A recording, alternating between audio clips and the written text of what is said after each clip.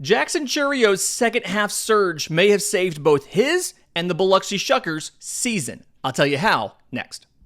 You are Locked On MLB Prospects, part of the Locked On Podcast Network, your team every day.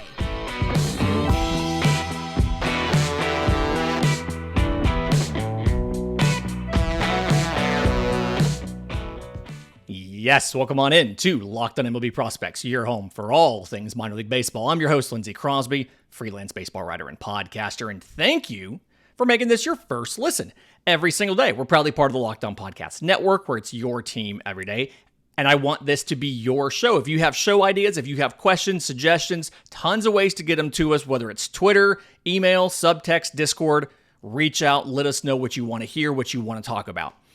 So when I was in Double-A last week calling games for the Montgomery Biscuit, the affiliate of the Tampa Bay Rays, one of the big overarching storylines the entire week was how the Biscuits had a half-game lead over the Biloxi Shuckers, affiliate of the Milwaukee Brewers, for the South Division of the Southern League in the second half. The winner of the South Division would make the postseason, which starts next week. And so it's interesting how Biloxi is surging in the second half. In the first half, they finished the first half of the season 34-35, so 7.5 games back. They scored 345 runs in 69 games, so 4 runs more than they gave up. But in the second half, Biloxi is 38-24, so they're only a game and a half back of Montgomery, and the half game is because they had a rainout that was not made up. They've already scored 384 runs in 62 games with a plus 70 run differential. And a big part of that has been the ridiculous surge by Jackson Chourio, the consensus really number 2, number 3 prospect in all of baseball, the number 1 outfield prospect in all of baseball, and for the most part, just behind Jackson Holliday for best prospect in baseball. By the way, name your kid Jackson, maybe. Apparently that's a thing.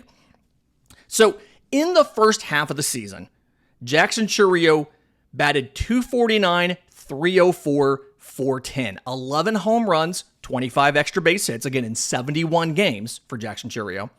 22 walks to 69 strikeouts, and 23 of 26 on stolen bases.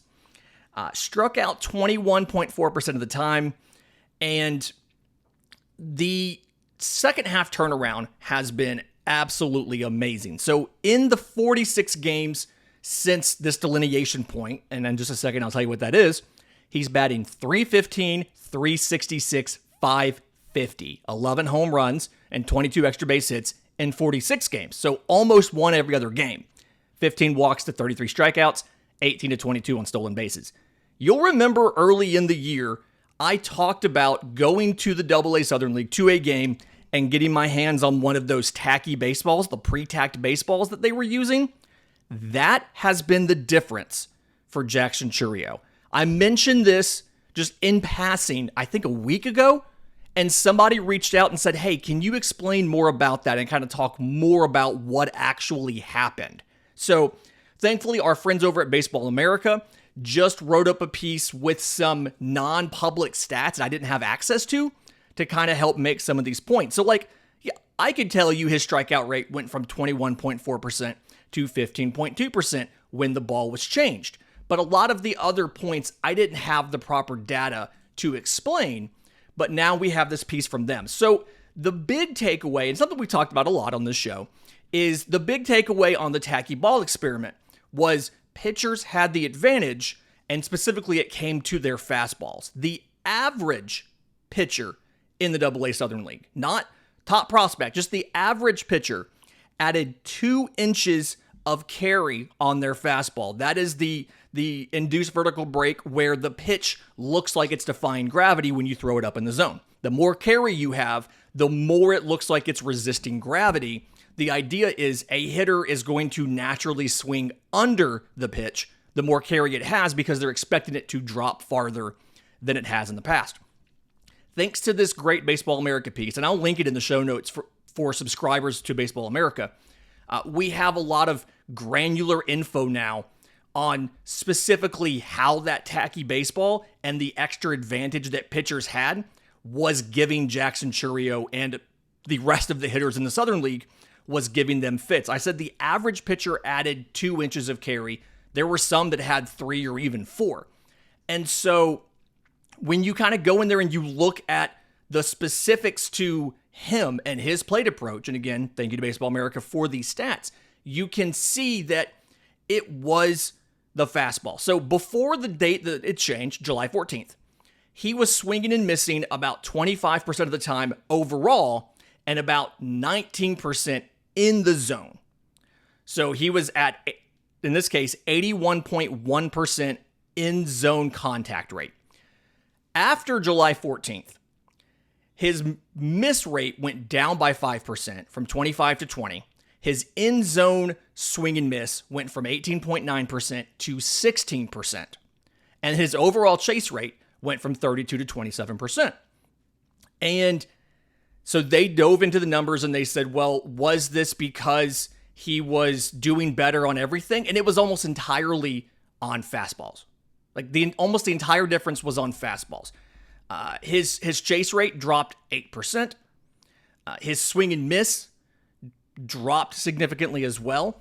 And the idea here is, with the tacky baseball, the fastballs on average that Jackson Chourio were seeing were behaving differently than all of the fastballs he had seen earlier in his career. And they break down the concept, the biomechanical concept behind this. And it's called visual chunking. So, chunking, chunking. The idea here is you have to make a swing decision very early. And you're not tracking the ball all the way in and deciding to swing. You're swinging very, very early. So what your brain naturally does is, as soon as the pitcher releases the ball and you've seen the initial flight of the ball, your brain recognizes the pattern of this is going to be a fastball, this is going to be a breaking pitch or whatever, based off of all of the other pitches of that type you've seen in the past that look the same and had the similar pattern. It's like your brain runs a visual sorting algorithm. All the pitches that look like this out of the hand are this type of pitch. And with the tacky baseball and the fact that it had more carry than normal, his brain is saying this is a fastball, this is where you swing, but it ended up crossing the home plate higher than where he had swung because this ball out of the hand fit the visual pattern of a fastball, but the actual flight of the ball was different because of the tackiness on the ball and the advantage that it gave to pitchers. And so they talked about his swing and miss on all of these pitches and how different it was before and after. He swung at fastballs 10% less after July 14th. His swing and miss goes down. His chase goes down. His OPS goes up 400 points. Because what happened is now the fastball is back to seeing, or the fastball movement is back to what he's accustomed to seeing and he's used to seeing. And so a significant portion of his improvement is because of that.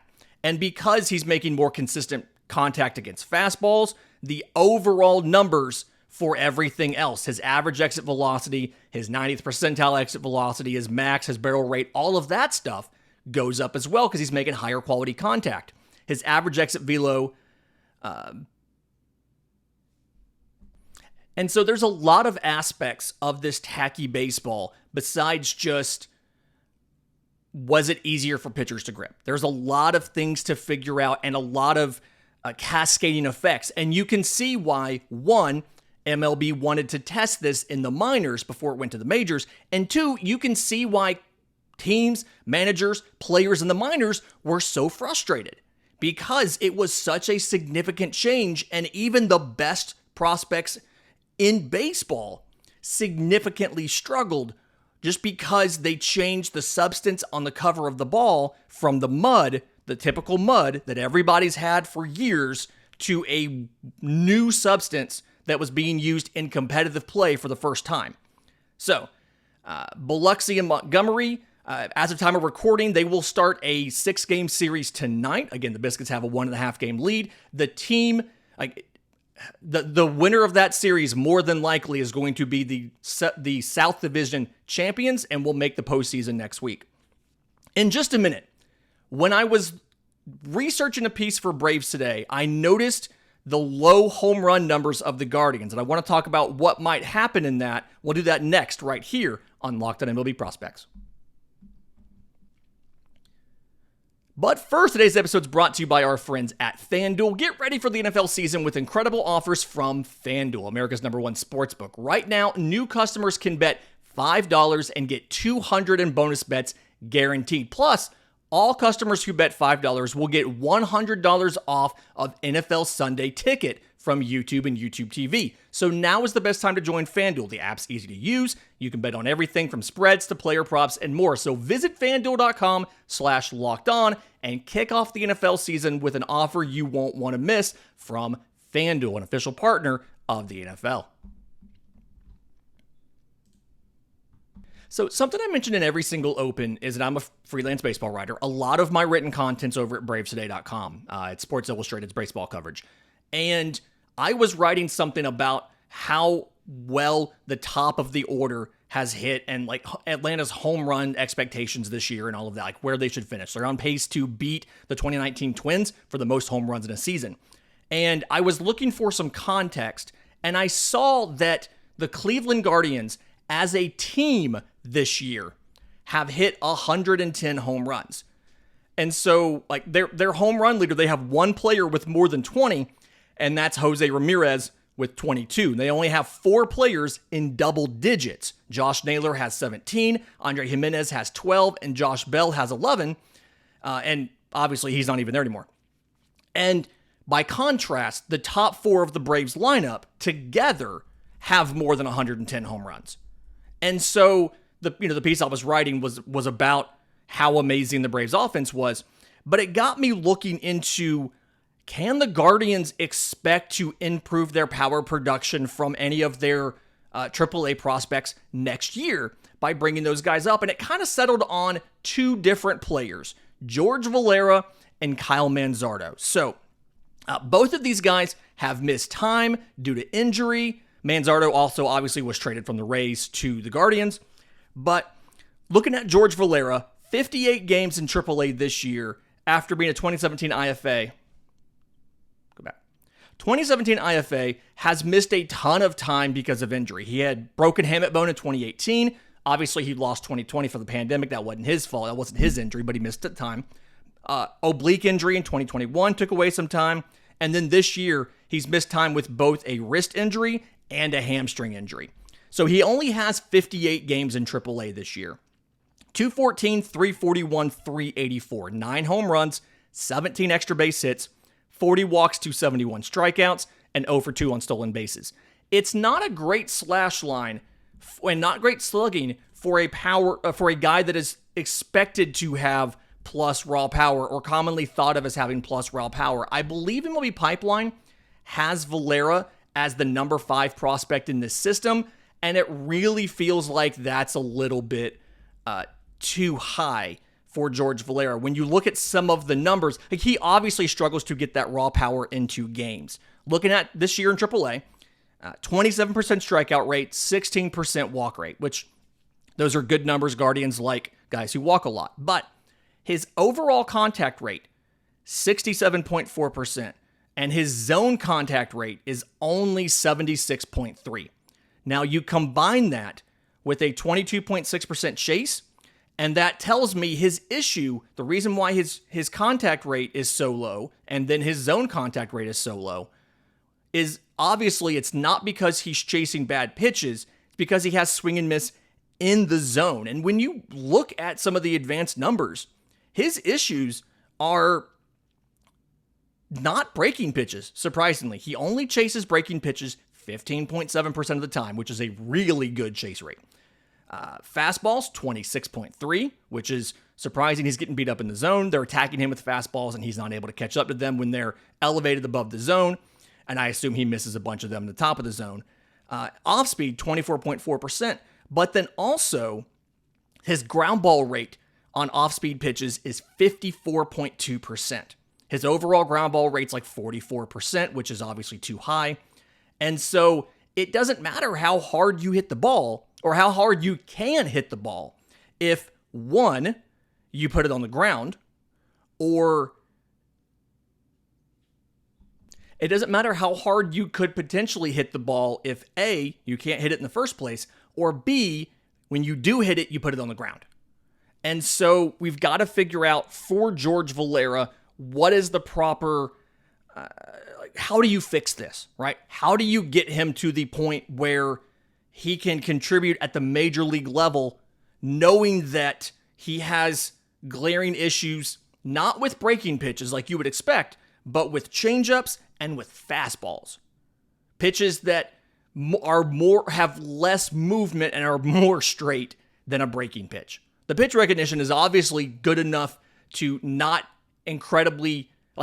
chase breaking pitches incredibly often, but you've got to fix that for George Valera. Part of me is curious if he ends up going to the Arizona Fall League for some times. I doubt they're going to do that, but I'm just curious whether or not they try. The other guy, Kyle Manzardo, has had a lot of extenuating circumstances this year as far as some injury, as well as some personal stuff and a trade. He's only played in 12 games with the Columbus Clippers since he was traded to Cleveland. In those 12 games, he's 12 of 45 with a home run and 7 extra base hits, 8 walks to 10 strikeouts. But when you look at his full season in AAA, which was not as good this year as his season last year, and again, we've kind of covered a couple of the reasons for that. 20% strikeout rate, 13.6% walk rate. Both of those are, obviously the walk rate's great. Strikeout number, that's perfectly fine. His contact rate itself is 79.1%, and in the zone, 86.9. That's why you see Kyle Manzardo considered to have a plus hit tool, if not a 70 grade hit tool, is because a pitch in the zone, he is going to make contact. His issue is he is a little more susceptible to chase than a guy like a George Valera. He chases 23.7% of the time, and specifically, it's breaking pitches, which that's what we expect a young player to chase, but Kyle Manzardo's chase rate on breaking pitches is 27.7%, and that's where he sees the most significant misses with a 12.1% swinging strike percentage. When you break it down, it's sliders and cutters, which that makes sense. They're very similar pitches to the point where sometimes you see them get misclassified in StatCast and things like that. Sliders, he chases 33.3% of the time. Cutters, he chases 28.6% of the time. He sees a lot more sliders than cutters, but obviously that profile of pitch is an issue for Kyle Manzardo and something they're going to have to work on. At the same time, he also has an issue with not being as good at elevating changeups. He has a 41% ground ball rate on changeups. And so there's work to be done there as well. Now, his raw power is, I think, better than Valera's, or his game power is better than Valera's. Valera's average exit velo this year was 91. His 90th percentile was 105, whereas Manzardo's average was 90.4, but his 90th percentile was 111.9. So I think the power's better for Manzardo. The game power is higher, even if Valera's raw power is higher. And I do think Manzardo has a better chance of breaking spring training as a member of the roster next year than Valera does, simply because there are multiple options for outfield, whereas at first base, between first base and DH, you can combine him and Naylor, give them time, rotate them through, things like that. But either way, it really feels like this is still an organizational weakness for the Guardians, is figuring out power in the minor league system and getting more power on that major league roster. That definitely feels like it's still an issue for this team. In just a minute, we're going to talk about by everyday or request. We're going to talk about the Richmond Flying Squirrels. We'll do that next right here on Locked On MLB Prospects. But first, today's episode is brought to you by our friends at Jace Medical, new sponsor to the podcast.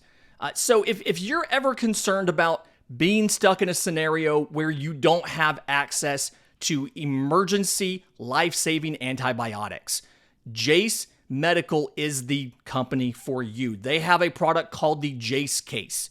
You go online, you fill out a simple online form, a board-certified physician reviews your application, and then this doctor-created, doctor-recommended emergency antibiotic case arrives at your home, and it has all of the supplies you need in case of an emergency. Whether it's a storm, whether it's you're traveling, you're going camping, whatever it might be, you have a case of prescription life-saving medications delivered to your door.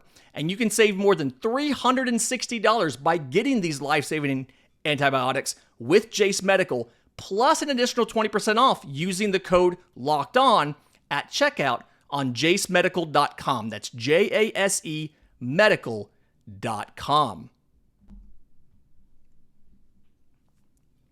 Okay, so one of our everydayers had asked about an update on his AA team, the Richmond Flying Squirrels. AA affiliate of the San Francisco Giants. Actually, the longest tenured Giants affiliate that is not owned by the Giants. They're in town. It previously was the Richmond Braves, and they left, I think it was 2008 or 2009. They left to go to Gwinnett, and they're now the Gwinnett Stripers. A lot of teams have been branding away from the name of the parent affiliate. One, to not cause confusion on a marketing perspective. Two, to be able to sell more merchandise, because like the Gwinnett Stripers versus Gwinnett Braves, everybody would just wear Braves gear to the Gwinnett games, and now some fans go out and buy their own Gwinnett gear. And then three, so that you can create its own brand identity and help build that sense of community around that minor league affiliate. And so the Richmond Flying Squirrels came in. That was actually a relocation of the Connecticut Defenders. And so they moved to Richmond, became the Flying Squirrels. This year, they are, for the first time in a while, they are contending for the playoffs. They are leading in the Eastern League, in the Southwest Division of the Eastern League, 37-26 record. And the playoffs are always funny in AA. They are facing off this week in a 6-game series with Erie, the Erie Seawolves, affiliate of the Detroit Tigers. But Erie won the division in the first half. So Erie is already in the playoffs. And so instead of really having to worry about Erie, Richmond has to focus or has to think about Bowie, the Baltimore Orioles affiliate, who is 34-29. They're 3 games back of Richmond. And so Richmond has to win 4 of the 6 games against Erie to lock up a playoff spot if Bowie doesn't lose. And Bowie is playing Harrisburg, Washington Nationals AA affiliate, who has the worst second half record in the entire Eastern League at 25-38. And there's been some top prospects have come through Richmond this year. Shortstop Marco Luciano, he was there for 56 games, batted .228, .339, .451, 11 home runs, 23 extra base hits, had 36 walks to 72 strikeouts, and went 6-6 on stolen bases. His time in AA went so well, and he showed the Giants that, while he was in Richmond, that he was so talented and so good that he was barely in AAA before he went to Major League Baseball. I think he spent maybe 2 weeks in AAA, 2 series, 12 games, 244, 320, 422, nothing mind-blowingly amazing performance-wise, and boom, he went to the majors, played 4 games. Fun fact, at 11 home runs, he is at second place for home runs for the Richmond Flying Squirrels, despite only playing in 56 games. The home run leader is Carter Aldrete with 13, and he's played in 100 games in AA Richmond.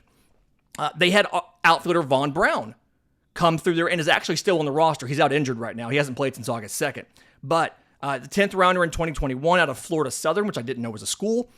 50 games, 221, 284, 421. 8 home runs, 20 extra base hits, 13 walks to 78 strikeouts, and 15 of 15 on stolen bases. Again, hasn't played since August 2nd. I don't believe is going to be activated in time to help with this final series of the year. I don't know the exact time frames. I don't like to talk about minor league injuries a ton. Carson Wisenhunt, the pitching prospect, 0-1 with a 3.20 ERA in 6 starts. He's also on the injured list. 27 strikeouts and 19 2/3 innings to 11 walks. But the guy I want to tell you about, simply because he has done so much for this team and he has meant so much to this team, is Shane Matheny. 2017 23rd rounder out of Washington State. This is the third different season that he has been in Richmond. So he was in Richmond last year. He also spent some time in AAA. He was in Richmond in 2021 for 58 games. So he has been in Richmond now. This is the third different season he spent some time in Richmond. He has 222 games played in Richmond. His slash line in the 71 games, because he came from AAA back to AA on June 13th. He started the season in AAA Sacramento, struggled a bit to show the power. He was batting .221, .362, .302. They sent him back to AA. And part of that's just to help out with having a full roster. Like right now, the online roster shows 2 outfielders that are healthy. And so you're having like Yoshi Tsugo play left field and things like that. But this year for Shane Matheny, 71 games in AA. 249, 373, 462, 11 home runs, 29 extra base hits, 49 walks to 77 strikeouts, and 8 of 10 on stolen bases. Now, that's all really good performance. Don't get me wrong. Since he has come back to the team, these are the statistical categories he leads this team in. Are you ready? All right. So for the Richmond Flying Squirrels, Shane Matheny leads them in home runs with 11. Since June 13th, he leads them in home runs with 11, and RBIs with 42, slugging percentage at .462, OPS at .835, hits at 62, doubles at 16, triples with 2, walks with 49, extra base hits with 29, total bases with 115, and runs scored with 42. That's 11 different statistical categories that Shane Matheny leads the Richmond Flying Squirrels in from June 13th to now. He leads all Giants minor leaguers this season in walks with 87, and then he's in the top 10 in runs, in total bases, and in hits. And not only has he done all of that, but he has been a invaluable defender who has been on SportsCenter multiple times for making great defensive plays, and he can play just about anywhere on the field. And I say that I throw that out sometimes, and it's kind of cavalierly. But in this case, Shane Matheny has played in 33 games in center field, 19 games at third base, 10 games at shortstop, 5 games at second, 4 games in right, 2 games in left, 2 games at first, and he has DH'd once. He has literally played every position but catcher and pitcher. And Richmond, I think you guys got to make that happen. If you lock up the postseason this year, before the end of the year, Shane Matheny needs to catch and pitch in a game. You got to do it. You give the people what they want.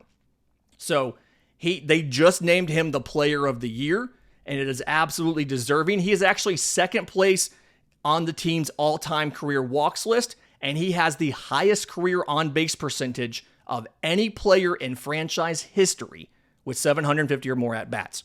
So we're hoping Shane Matheny gets his major league shot. But in the meantime, if you're around Richmond, it's been tons of fun to watch him these last few years dominate in AA.